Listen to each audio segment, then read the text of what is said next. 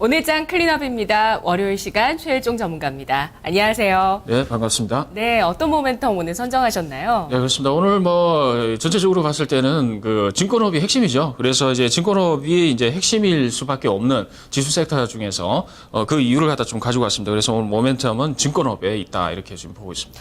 네, 오랜만에 2000선 돌파하거나 2020선, 2030선 이렇게 좀 마디 지수나 저항선에 도달할 때마다 증권주가 강세를 보여주고 있는데 또 예전에는 그때마다 꼭지에 왔을 때 증권주가 오른다 이런 얘기들도 있었는데 지금은 이제 증권주를 어떻게 봐야 될지 좀 짚어보고 갈 필요 있을 것 같아요. 네, 그렇습니다. 일단 증권업종 자체는 이제 그동안 한 2, 3년 정도 계속해서 이제 그 주가적인 측면에서는 이제 상당히 많이 떨어졌습니다. 거기다가 이 업황이 안 좋다 보니까 이제 실적이 계속해서 안 나왔죠. 이제 실적 안 나온 부분에 대해서 그동안 이제 그 핵심적으로 조금 이제 그 계륵과도 같은 그런 행위죠. 그러니까 이제 구조조정을 적극적으로 못했던 부분인데 일단 이제 최근 한 1년 정도 사이에 봤을 때는 증권업계에 이제 구조조정이 이제 적극적으로 지금 나타나고 있습니다. 그래서 그 부분에 따르는 이제 경비라든가 이제 여러 가지 판관비 절감이라든가 이런 부분이 있죠. 그 부분 때문에 이제 기본적으로 나오는 이제 그 이익 규모 이런 부분이 이제 그 비용 감소로 인해서 좀 안정적으로 실적이 바탕을 좀 다지고 있다 이렇게 보시면 될 것 같습니다. 거기다가 최근 들어가지고 이제 정부 쪽에서 규제를 계속해서 이제 완화를 시키거나 아니면은 좀 풀어주고 있는 상황이거든요. 그런 부분으로 생각해봤을 때 이제 그 최근 들어가지고 증권업계가 조금 반등이 조금 나오는 부분에 대해서 연속 성장의 연속이 좀 있을까 이런 부분을 갖다 좀 의문시하면서 좀 생각해볼 필요가 있는데 향후 이제 실적 기반의 그 증가, 그러니까 주가의 상승 이러한 부분을 갖다 조금 이제 가능성이 있다라고 이제 확률적인 측면에서 좀 지켜봐야 된다 이렇게 보고 있습니다. 예. 자, 증권은 개괄적으로 구조조정과 정부 정책 말씀해 주셨는데요. 그에 따른 실적의 어떤 변화, 추이 이런 것들을 좀 봐야 되겠다라고 하셨어요. 자, 모멘텀에 대한 구체적인 분석들 하나하나 좀 설명을 좀 들어보도록 할게요. 뭐부터 봐야 될까요? 첫 번째로는 이제 그 코스피 지수적인 측면에서 지금 올해 신고가가 지금 나오고 있습니다. 거기다 추세 자체로도 우상향하는 모습이 나오고 있는 상황이고 거래량이 점진적으로 좀 증가하고 있습니다. 2분기까지는 회전율이라고 하죠. 우리 이제 통상적으로 이제 거래대금이라든가 개인의 회전율 자체는 좀 떨어집니다. 그래서 1분기 대비로 해서는 좀 저조한 이제 그 거래대금이라든가 거래량을 보이고 있는데 대체적으로 조금 이제 거래량 자체는 좀 증가하고 있는 것 같아요. 거래대금은 좀 줄고 거기다가 이제 금융 규제를 지금 개혁하겠다라고 해서 지금 정부 쪽에서는 10일 날 좀 발표를 했습니다. 한 3가지 정도가 나올 것 같고요. 그리고 이제 업황 개선이라든가 이러한 부분이 구조조정 효과로 인해서 어느 정도 저점을 다지고 있다. 거기다가 M&A가 이제 본격적으로 이제 회사마다 나오고 있지 않습니까?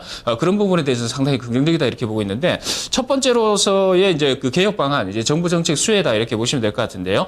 금융 투자업자의 그 신용 공여 한도를 갖다 확대를 하겠다. 기존에 한 60%의 이제 한도가 지금 정해져 있는데요. 이걸 갖다 100%까지 늘리겠다 이렇게 이야기를 하고 있습니다. 제일 큰 거죠. 뭔가요? 네, 신용공여라고 하면은 이제 우리가 흔히 보게 되면은 우리가 신용매매를 하시게 되죠. 보통 통상적으로 신용매매 증권사에서 하게 되는데 그 종목마다 전부 다 이제 신용 그 한도라든가 이런 부분이 정해져 있습니다. 그래서 우리 개인 투자자들이 신용을 쓰고 싶어도 이제 안 되는 이제 종목들도 있고 그렇지 않습니까? 그런 부분이 확대된다 이렇게 보시면 될 것 같아요. 통상적으로 3조짜리의 이 자본금을 갖다 가지고 있는 자기 자본을 가지고 있는 증권사가 만약에 10% 포인트가 이제 그 확대가 된다. 지금 60%에서 만약에 70%로 올라가게 되면은 통상적으로 예대 마진이라고 하죠. 이제 증권사 같은 경우는 신용 공여, 이제 고객들한테 신용을 쓸 수 있게끔 할 수 있는 부분이 60%다라고 했을 때 그 부분이 더 올라가는 거거든요. 그렇게 보면은 이제 통상적으로 한 600억 정도의 마진 차익이 좀 나올 수 있습니다. 그 부분은 뭐냐면은 규제 완화만으로도 600억을 버는 거군요. 자, 그렇습니다. 이제 왜냐하면은 이제 여러분들께서 주식 매매하실 때 이제 주식 그 신용 매매 하지 않습니까? 그러면 이자를 주죠.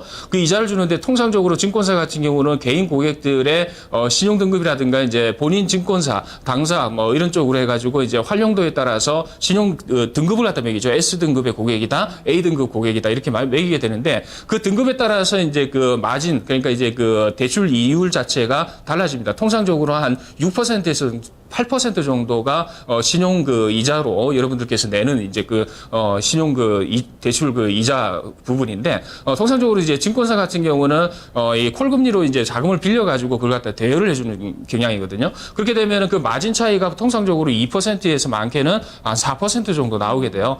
그렇게 되면은 이제 한 1,000억 정도의 거래 대금이 늘어난 부분, 그런 부분에 대해서는 이제 통상적으로 한 600억에서 많게는 1,000억 정도 늘어난다 이렇게 보시면 될 것 같습니다. 네네. 그렇게 되면은 전체적으로 이제 자본 활용하고 IB 업무가 이제 상당히 늘어날 가능성이 있다라는 측면에서 효과가 이제 발생이 되고요.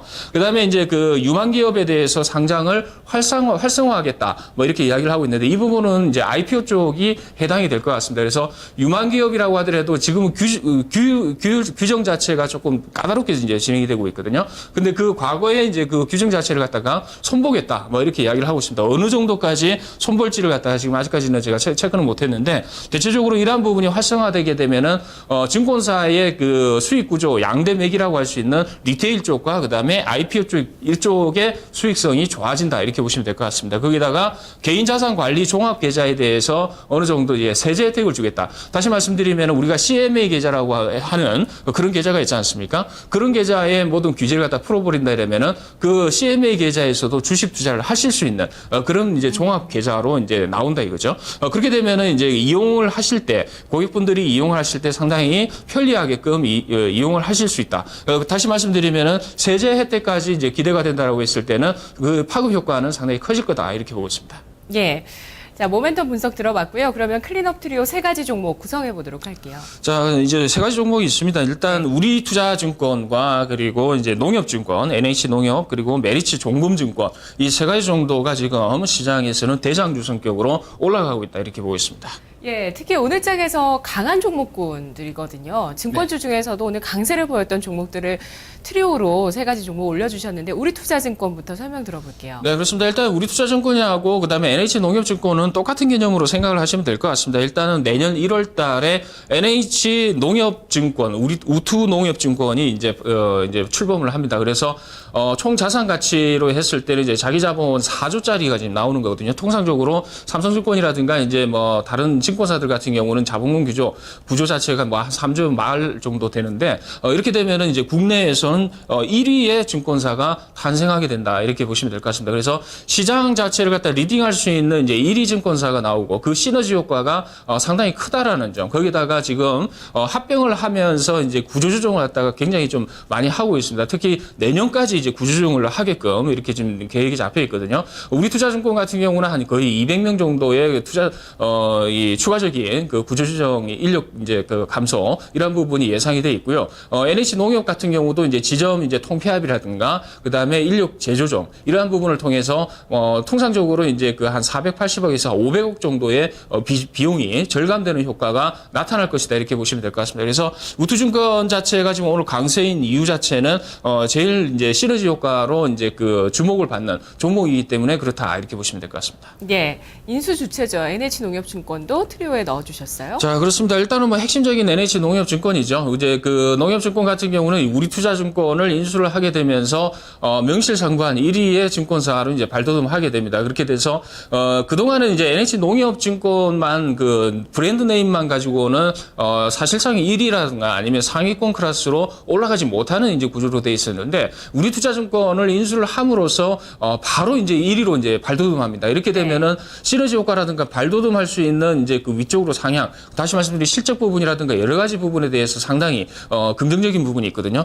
그렇게 봤을 때는 이제 그 우리투자증권도 마찬가지입니다만은 농협증권 역시도 이제 시가총액 대비로 해서 아니면은 지금 액면가 5천 원인데 지금 6, 7천 원 정도 선에서 지금 거래가 되고 있는 것 같은데 대체적인 흐름 자체는 상당히 좀 긍정적인 부분을 갖다 좀 생각을 해봐야 된다. 중장기적으로 그렇게 보고 있습니다. 예, 세 번째 메리츠 종금증권은 미래에셋과 함께 증권주가 부진할 때도 양호했던 증권주였거든요. 네, 그렇습니다. 일단은 뭐 그 우리나라의 그 증권사 중에서 종금업 허가를 계속 유지를 하고 있는 쪽이 이 메리츠 종금이다 이렇게 보시면 될 것 같습니다. 과거에는 이제 동양증권이 동양종합금융증권으로 이제 그 이야기가 이제 나왔었죠, 사명이. 그 부분은 뭐냐면은 이제 그 종금사 영업을 할 수 있다라는 부분과 없다라는 부분인데 통상적으로 이제 메리츠 종금 같은 경우는 이 동양증권이 이제 이제 허가권 그런 부분을 갖다 반납을 하게 되면서 유일하게 이제 그 종금업을 할 수 있는 부분입니다. 그래서 실질적인 측면에서는 안정적인 기반을 갖다 확보한 상황에서 최근 들어서 이제 자기 자본 대비로 해서 신용 공여라든가 이런 부분을 갖다가 풀어주는 데 대해서는 상당히 이제 긍정적인 역할을 해줄 가능성이 있다는 측면에서 지금 주가가 올라가고 있다 이렇게 보시면 될 것 같습니다. 네, 알겠습니다. 세 가지 종목 중에서 핵심이 될 만한 종목으로 홈런 종목 골라주셔야죠. 네, 일단 뭐 NH농협증권을 말씀을 드려보겠습니다. 네. 자, 지금 보면 앞서서 세 가지 종목에서 우리투자증권 같은 경우 이번 달 들어서 참 주가 많이 올랐어요. 20% 오르고 메리츠도 그동안 많이 올랐지만 이달 들어서 또 30% 올랐는데 NH는 그만큼 오르지는 못했었죠? 네, 그렇습니다. 일단은 뭐 그만큼 뭐 못 올라가는 부분에 대해서는 이제 대체적으로 인수를 갖다 하는 쪽이기 때문에 돈이 나가지 않습니까? 네. 나가게 되면은 일단은 뭐 자기 자본에서 조금 빠져나가는 부분이기 때문에 지금 주가는 다른 이제 우투라든가 이런 쪽보다는 좀 떨어진다. 이렇게 보시면 될 것 같은데 합병을 한 이후에는 이제 그 시너지 효과는 그대로 이제 받는다 이렇게 보시면 될 것 같습니다. 네.